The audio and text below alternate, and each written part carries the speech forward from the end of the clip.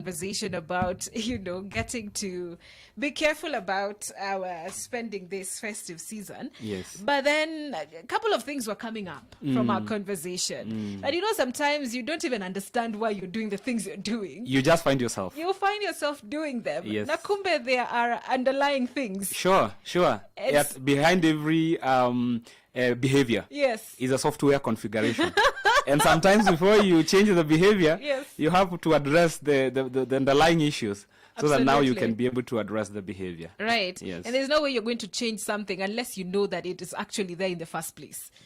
Very true. Yeah. The first line of change is understanding. Understanding that there is this thing that needs to be changed and then putting an action plan to work on it. Great. Yes. And so today we talk about money personalities. Yes. And I know some of us are, what do you mean? What do you mean money personalities? So let's start from as basic as what are they? What is this animal? The money personalities. Yes. Okay. Money personality is, in simple terms, the behaviors, the attitudes, the things, the makeup that causes us or guides our money expenses, our attitude towards money in terms of earning it, saving it, investing it, basically everything that is around money. And as we mentioned, behind every expense, behind every attitude towards either making money, saving money, or investing it, is a personality type that guides. Okay. Now, most of us know what is good. We know saving is good. We know investing is good. Yeah. In fact, when the year is starting, we usually have these New Year resolutions. Yeah. This year I'm going to save, I'm going to invest, I'm going to do things differently.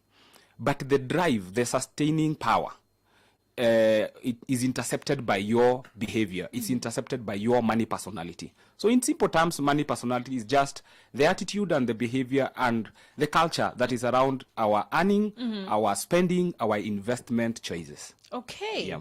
So each and every one of us has a different, personality. Yes, all of us have different personalities, and just like we have our personality, someone is a phlegm, is a choleric, the same way we have money personalities. Okay. Yes. So what are some of this? Please walk us through some of these personality types.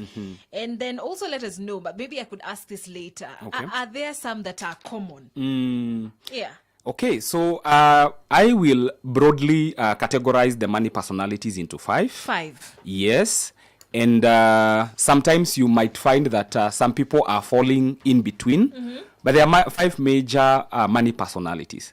The first money personality is a category of people we call the spenders. Okay. Or the compulsive spenders, for that matter. And these are people who just find themselves spending. They are spendthrifts. For one reason or the other, whether they have the money, whether the money is theirs or not, they just find themselves spending. These are people who you don't want to have them as treasurers in your family or your organization. Anakula pesa. Because there is an inside drive for them to spend. And most of the time you find one, it is an issue about sometimes it's validation, because they find validation in spending.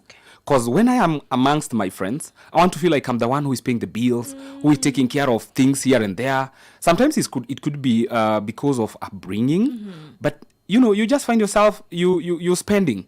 These are people who always think after they make a purchase. They now start making calculations. Did I even need that? But before that, there's this compulsive desire to buy, to spend. Wow. And like now we are getting into the festivities. Yes. You find how ndio watu wapewa, twende, they think on the go. And that is a category of people that is one of them. Now, there is an advantage to that category of people. Oh, there is. Oh, yes, because every side, has the positive and also the areas they need to work on.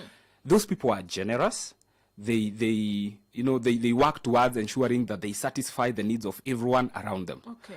On the negative is that most of the time, these are people you find with credit cards and they have spent, or Fuliza, or debts, because they wanted to feel that actualization. Actually, these are people who spend emotively. When someone is very happy or when they are sad, There are people who normally find satisfaction in purchasing and spending, and this is one category of of people. Okay. Now, how I look at it in terms of even how do you arrest or how do you deal with this? Because the downside to it is that you will find yourself spending money that you didn't have or it was not yours. Yes. Is of course understanding. Okay, I spend on the thrill. So first of all, let me take care of what is important. Okay. So budget and allocating money where it is needed, so that now even as I am spending, I am also aware that I have already taken care of what is important. All right. Yes. Interesting. So they can help mitigate that by budgeting and Yes. doing what it is that is necessary first. Yes. Sasa hao ni watu wenye wanastahili kutenga, tunatenga. Wanastahili kutenga kwa sababu wasipotenga they will find themselves spending everything. So unatenga ya school fees, unatenga ya including even having fun. Yeah. Cause you need to make sure that there is money allocated for whatever expenses that is there. All right. Yes. Watenge. Watenge na waweke kando. Kabla watengwe. Okay. Yes. Fine. The next one is what? Now, the next one is the complete opposite of the spender. It's the saver. Okay. Or let me call them the compulsive saver as well. Because this is someone who finds themselves saving. They always want to save.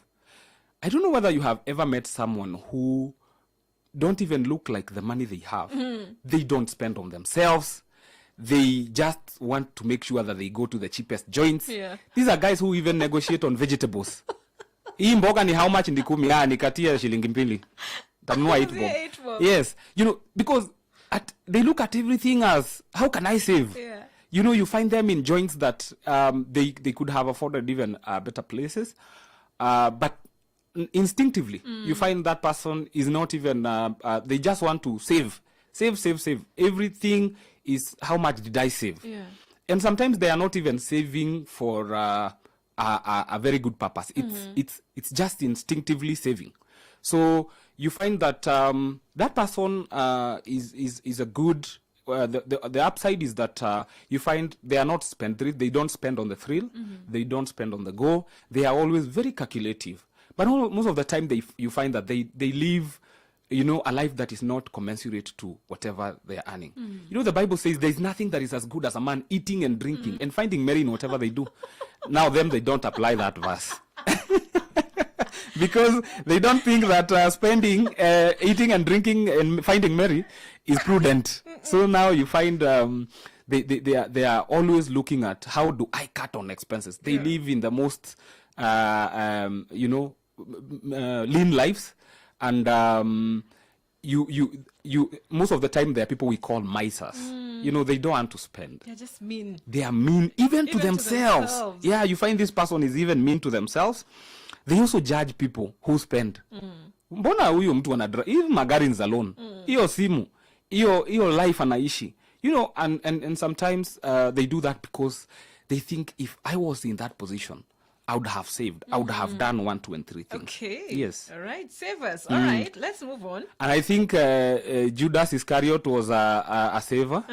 Yeah, because he was looking at the expense of that alabaster oil. Like, that one would have gone to the poor.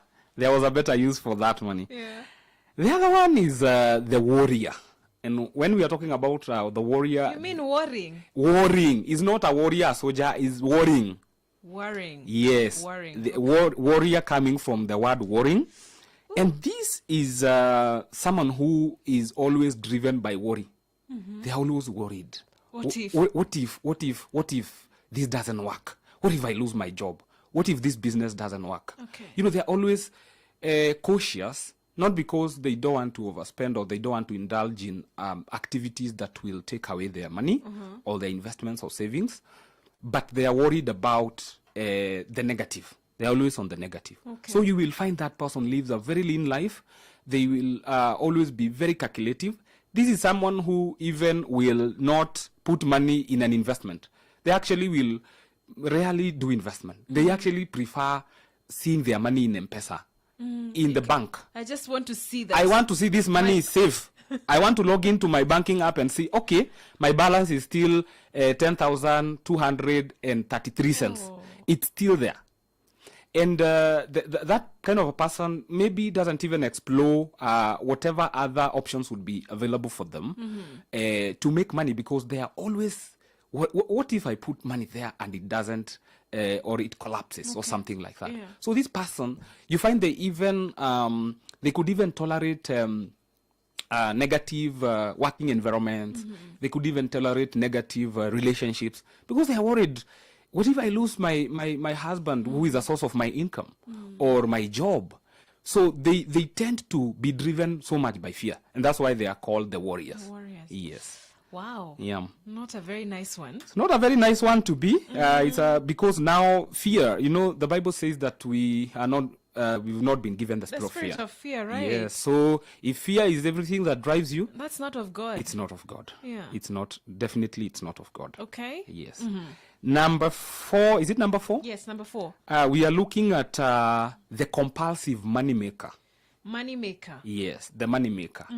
Now, this is a guy who cannot leave a deal on the table. And you've actually used the word compulsive. They get compelled. Yeah. It's a compulsion. These are guys who never go on leave. These are guys who never go on holiday. Oh my. These are guys who will compromise relationships. They will compromise their values, because there's a deal on the table. Yeah. They feel like, if I go for that holiday, even if they're there, they will not even enjoy. You will always find them. Yes, they are thinking about how is my business doing?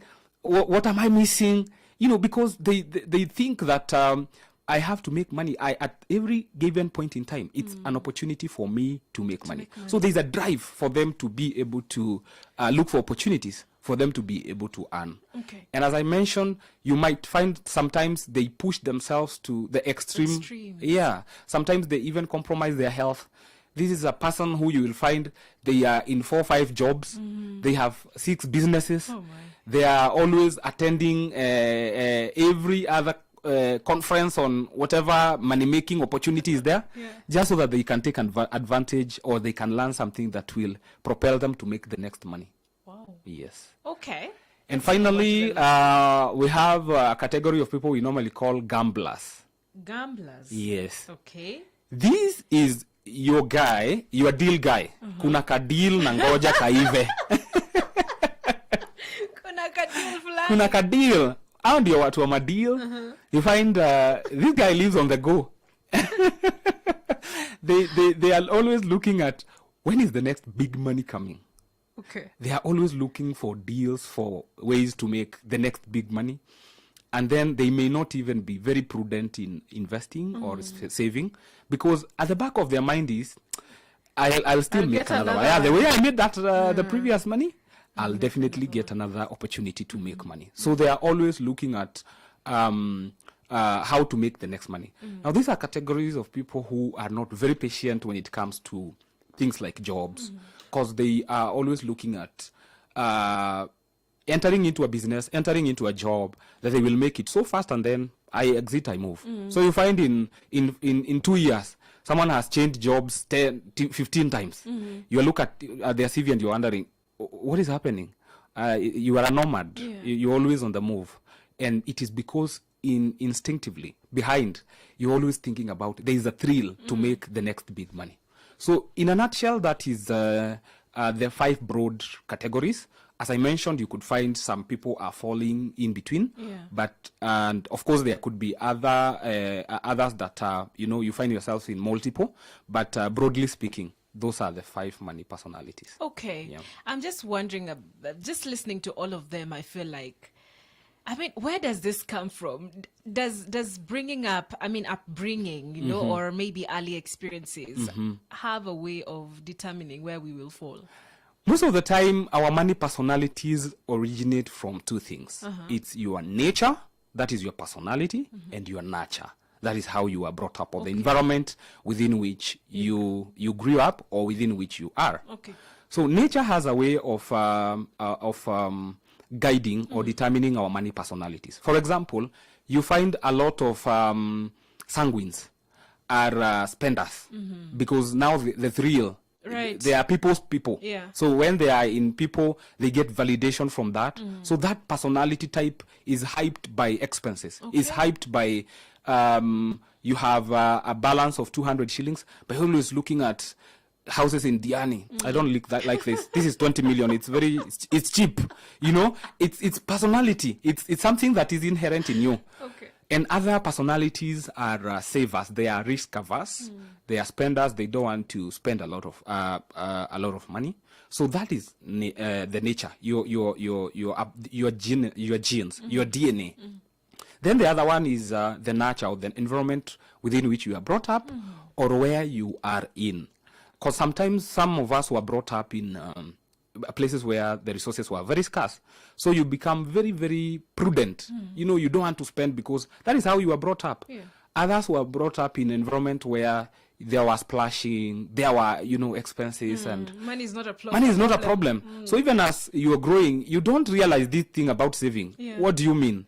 Money will always be I mean, there. money will always there. I had a very, very a good story of a student who went to Germany, and they were telling their dad, Dad, I don't like it here.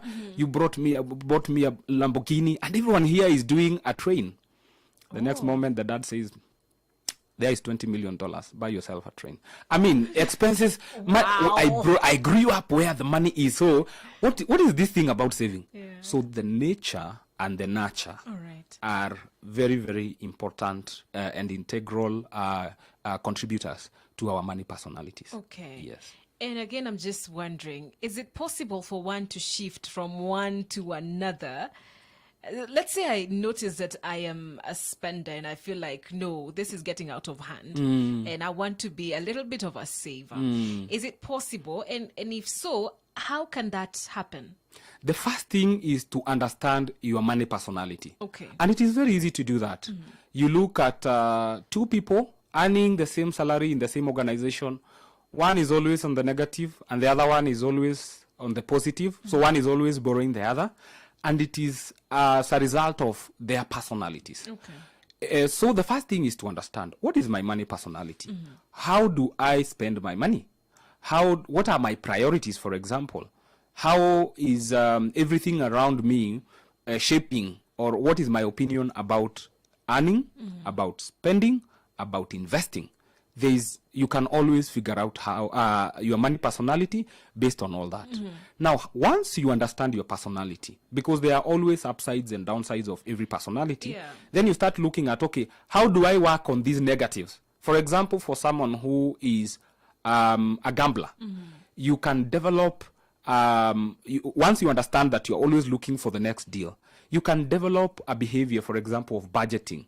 You can also unlearn some of those things, because gamblers will always find themselves, at some point you have a drought of finances where you hit the deal. The deals are not there. Yeah, the deals are not there. Kadil kamekata kuiva ama kameungua. And then now you don't have the money with you. So now, having understood that, you can now change your behavior and start doing planning. You start doing budgeting. You start unlearning, actually, some of those things that put you at negative positions. Okay. So it's easy, or it's possible, and it's not easy. It's not very fast. I mean, you can't do that very fast. It's gradual. It's a process, but it starts with understanding, I have this money personality. These are the negatives. These are positives. And these are behaviors that I need to inculcate so that I can work on the negatives on my money personality. All right, Yes. great. So, John, most of us are we are on a mission to create wealth. Yes. Most of us are. Yes. So, are there personalities that are more likely to accumulate, wealth or create wealth better than others? Or is it a mixture of this and that and the other? Actually, I would say it's a balance. It's creating a balance. Okay. Because you may find that you could think the saver or the compulsive saver would be a good wealth creator. Yeah. But wealth is not a function of saving. Oh. Wealth is a function of Okay. prudent investment decision making. Wow. Okay. So you might find that this person is saving, but they're not even investing. On the contrary or on the opposite, you find someone else is a compulsive spender, so they don't even have something to save. They don't even have something to invest. So the most important thing is creating a balance. That you are making money, you know how to save it, you know how you understand what are the opportunities.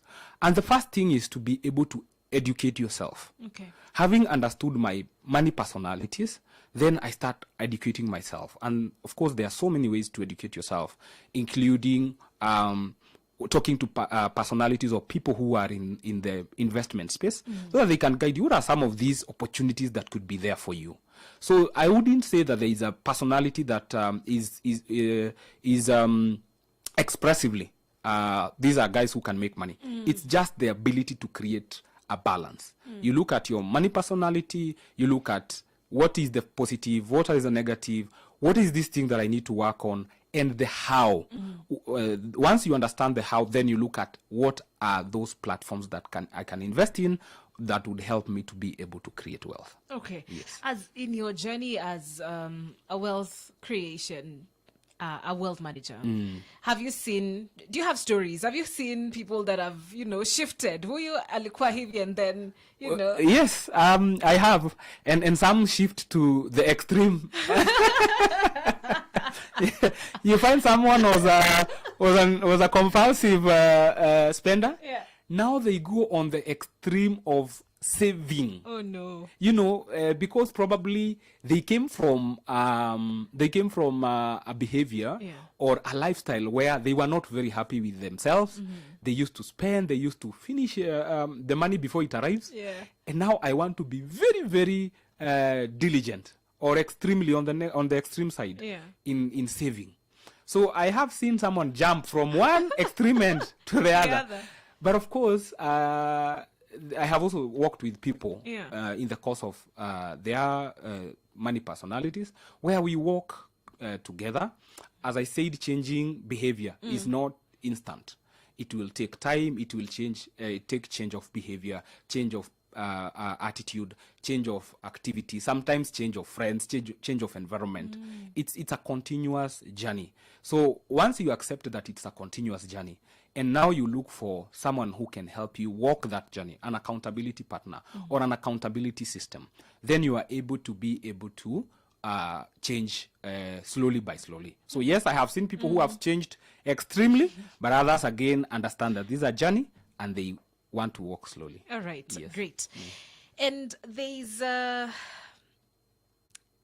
what I hear you saying all this while is that we, in the process and in the journey of becoming wealth creators, we cannot afford to be casual about, the whole thing. And so it calls for intentionalities. So one, I've heard you say you need to understand your personality, know where you are at. So after you have understood your personality, how can that help one avoid, financial pitfalls or maybe make smarter decisions?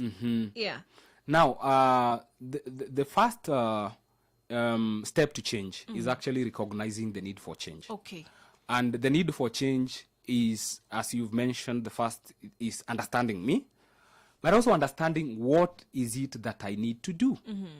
Because there is now me as a person, the way I'm made up, my nature and my nurture contributing to my money personality or personality in general.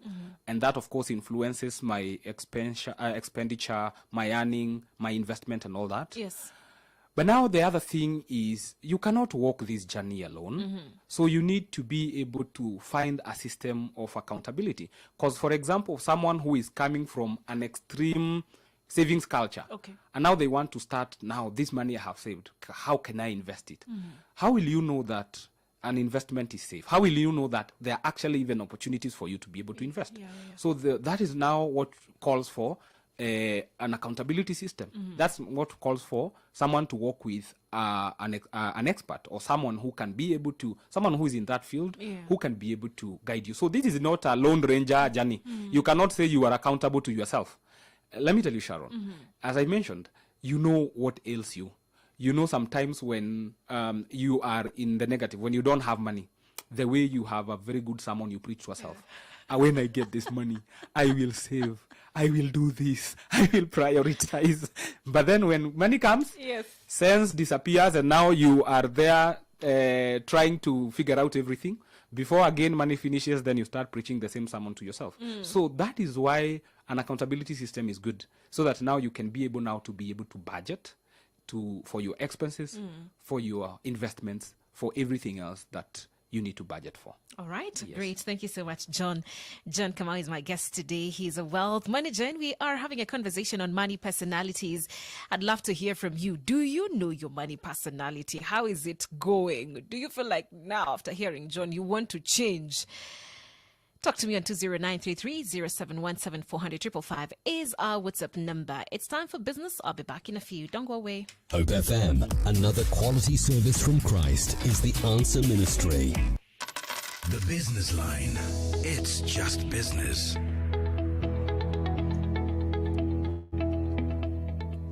Let's get down to business. Good morning.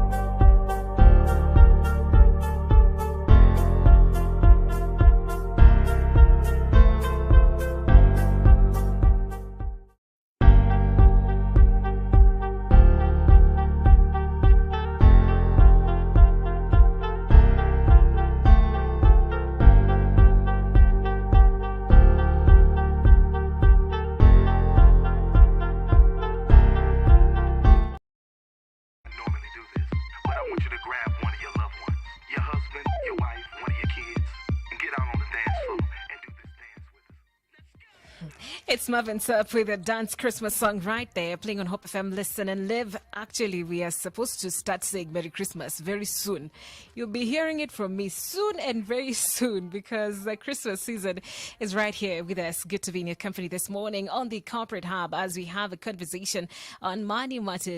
And I'm amazed that people's eyes are like this, John. Like, you mean this is it? Yes. I have been looking everywhere. Kumbe. I'll be reading some of your comments in a short while. But before I get to the comments, just, I'm wondering, there's none of us that has an investor personality. None of us wants to invest. Actually, there are personalities that are thrilled by investments. Okay. As I mentioned, the 5 broad money personalities are not, the fit, the only fit. Okay. So you find that, for example, there are levels. You may find that I could be a gambler, but there are levels to it. Okay. So you find people who have fall in the gambling category, for example. I don't like that name. Well, let's call it by what it is. I hear you, though. I hear you. As on a light note. Yes, you always find that, there's this desire to look for what is the next opportunity. Okay. And without even looking at the risk exposure keenly, you find there are people who always do that. But the reason why it is important to understand your money personality is so that now you can tweak it to your preference or to the good behavior. Okay. For example, if you're not an investment person, and now you understand that I don't invest, not because I don't like, not because I am cast, not because someone looked at me badly, but because that is my money personality, then you now start developing behaviors, developing plans that will help you do investment. Said something very important. Could be blaming other things, Nakumbe. Yes, it is makeup. And let me say this, Sharon. 80% of what the decisions that we make are not about knowledge. They are about behavior.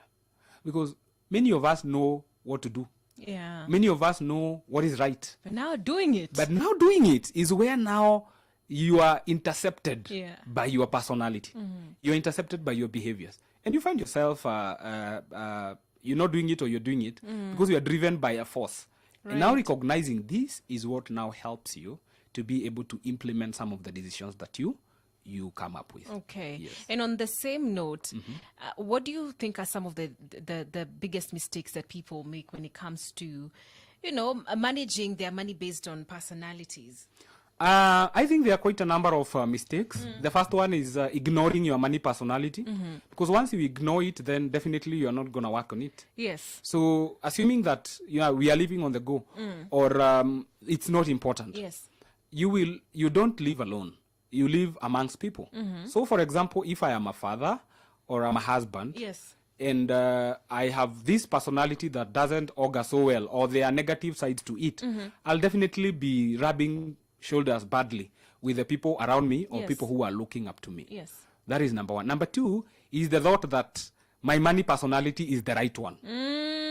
Yes. Mimi ndio niko sawa, everyone else the rest of yes, you. the rest of you are going on the highway. Okay. It's a bad way, or it's a negative way to look at your money personality because you will always be judging others. For example, if you are a saver and you see someone wearing nice clothes, driving a nice car, living in a nice house, you will always say, hao ni watu alone, hao ni watu hawajui kusave, hao ni watu wanatumia vitu za dunia, So you find that you're always judging others. Why? Because in your mind, your money personality is the best, or you're the one who is right and everyone else is wrong.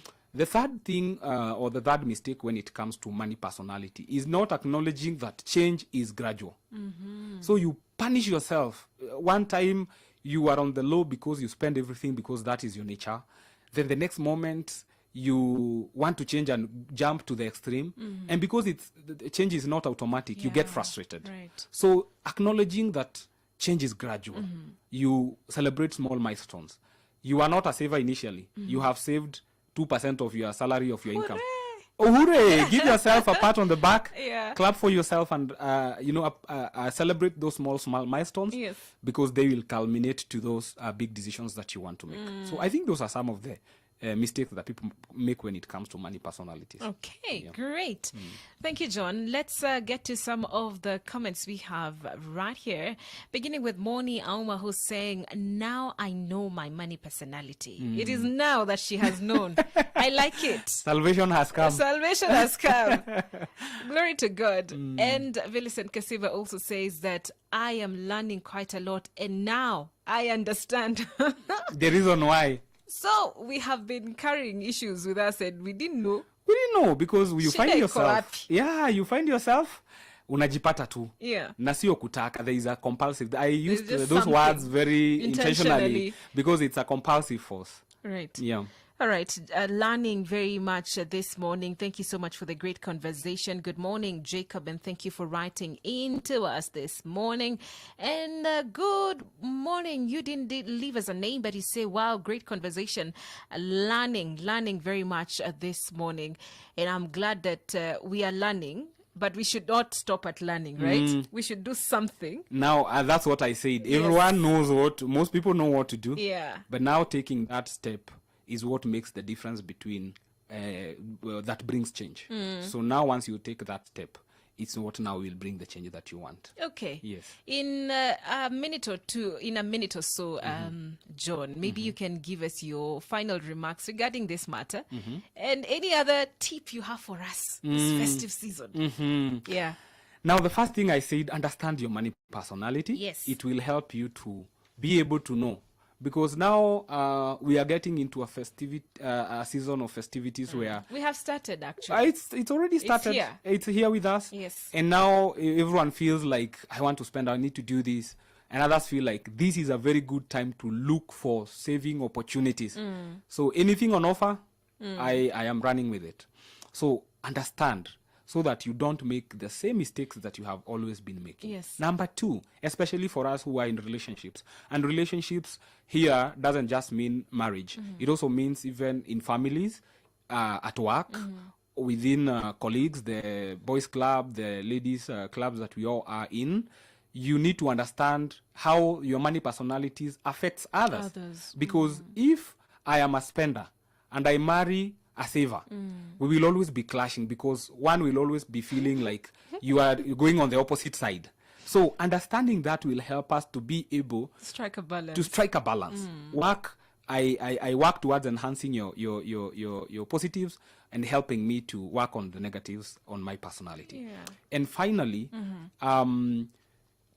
understand that the change, change is gradual.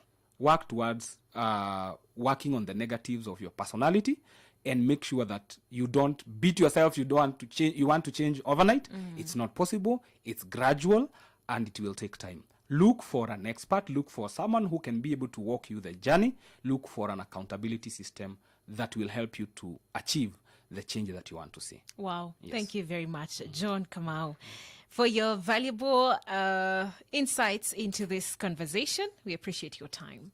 Karibu sana. Okay, someone asking me to repeat quickly. Spenders, number 1. Number 2, savers. Number 3 is the warriors. These are the ones who are always fearful, worried. Number 4 is the money makers. And number 5 is the gamblers.